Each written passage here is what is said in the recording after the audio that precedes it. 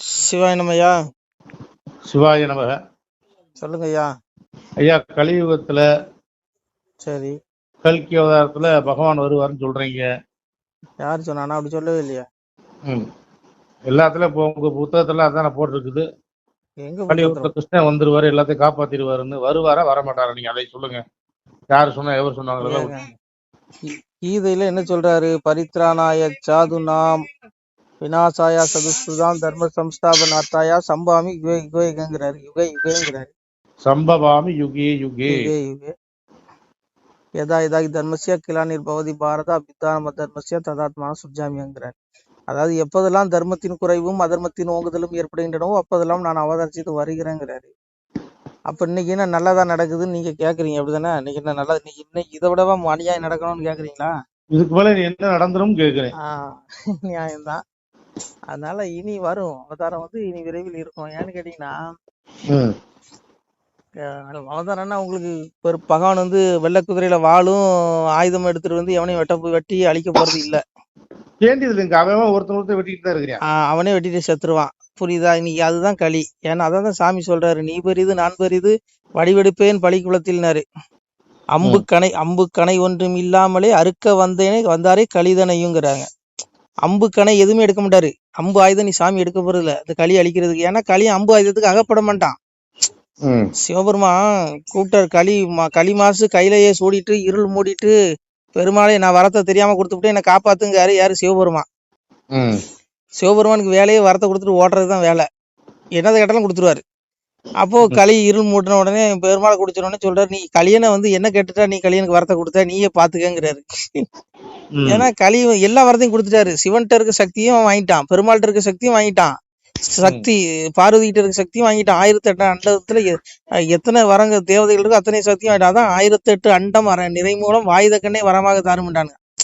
1008 அண்டம் பூமியில உலகத்துல அண்டத்துல என்ன இருக்கோ அத்தனை சக்தியும் எனக்கு தானு வாங்கிட்டு போயிட்டான். வரத்தை கொடுத்துட்டாரு சிவன். சரி. பெருமாளுடைய திருமுடி மாயவனார் தன்னுடைய வாய்த்த முடிதனையும் தூயவனார் சக்கரமும் சூதமுடன் தாரும் என்றான். கூட பெருமாளுடைய திருமுடியும் சக்கராயத்தம் கூட. அவன் அதை வச்சுதானே என்ன ஒவ்வொரு யுகந்தோறும் என்ன கொண்டுட்டு இருக்கான். இனி இந்த யுகத்துல கல்யாணா போறேன் என்ன எப்படி கொள்றான்னு பாப்பீங்க. அவ்வளோத்தையும் வாங்கிட்டான், கொடுத்துட்டாரு. அப்போ இனி ஆயுதத்துக்கு அவன் அகப்பட மாட்டான், எந்த ஆயுதத்திலையும் அவனை அழிக்க முடியாது. அதனால சாமி பெருமாள் என்ன சொல்றாரு? முன்னின்று கொள்ள மூவராலும் அறிது பின்னின்று அவனால் பேசாதே மாள வைப்பேன். நீ சாகுறானா? அவன் அடிச்சு சாகுறானா?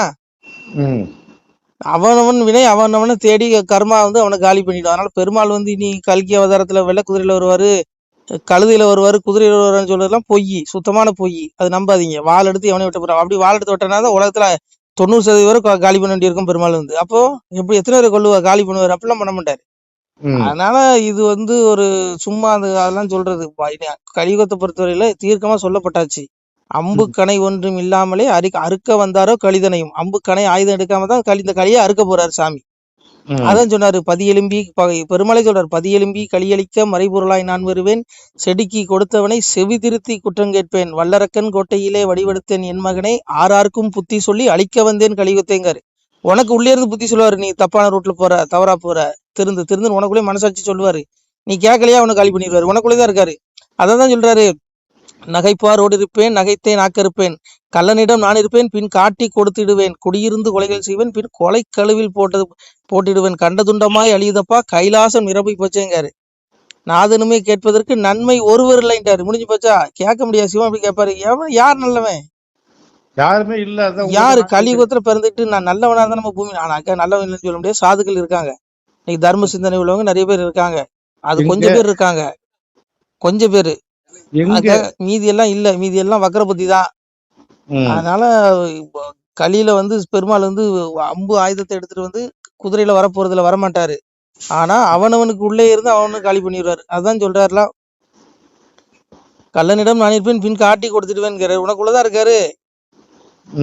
எப்படி? நகைப்பாரோடு இருப்பேன் நகைத்தே நாக்கிருப்பேன். நீ ஒருத்தரை பத்தி ஏகத்தாளம் பண்ணி நக்கல் பண்ணி சிரிக்கிறியா? உனக்குள்ளதான் இருக்கேன். உள்ள இருந்தே அழிச்சிருவாரு. நகைப்பாரோடு இருப்பேன் நகைத்தே நாக்கிருப்பேன். எல்லா ஜீவன்லயும் இருக்காரு. அதான் கீதையில் சொன்னாரு, ஈஸ்வர சர்வபூதானாம் ஹிருதயனாரு, எல்லா உயிருடைய இதயத்தில் நான் இருக்கிறேன்காரு. புரியுதா? உங்களுக்குள்ளே வந்தா இருக்கான். எறும்புள்ள முதல்ல எல்லா ஜீவராசிலும் வந்தா இருக்கான். அவனுக்கு தெரியும். மறுபடியும் சொல்றாரு, காலத்தை கணக்கிடுவதில் நான் காலன், தண்டித்து அடக்குவதில் நான் யமன்காரு. காலனும் வந்தான், யமனா வந்தான். ஒவ்வொரு ஜீவாத்மாவுக்கு இத்தனை நாள் கொடுக்கப்பட்டிருக்கு. பரீட்சை எழுத வந்திருக்கும் பூமிக்கு.